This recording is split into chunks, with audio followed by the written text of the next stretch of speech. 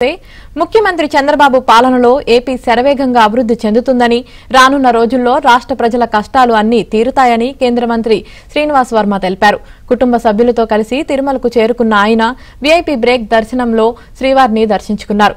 దర్శనమనంతరం రంగనాయకుల మండపంలో శ్రీనివాస వర్మకు వేద పండితులు వేద ఆశీర్వచనం పలకగా ఆలయ అధికారులు శ్రీవారి వస్త్రంతో సత్కరించి తీర్థ ప్రసాదాలను అందజేశారు.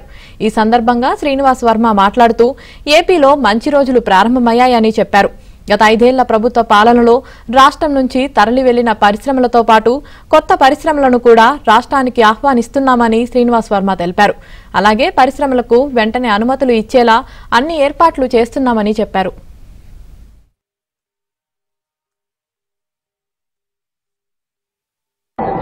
దేవాలయాల గురించి పట్టించుకునేటువంటి పరిస్థితి రాష్ట్రంలో లేదు. జగన్ గ్రహణం కారణంగా చిన్నచూపు చూసినటువంటి దేవాలయాలకు పెద్ద ఎత్తున అభివృద్ధి చేసే విధంగా ఇవాళ ఈ ప్రభుత్వాలు ప్రయత్నం చేస్తాయి.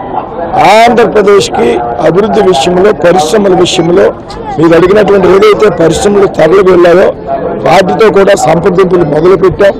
అదేవిధంగా కొత్త పరిశ్రమలు కూడా మేము ఆహ్వానిస్తున్నాం.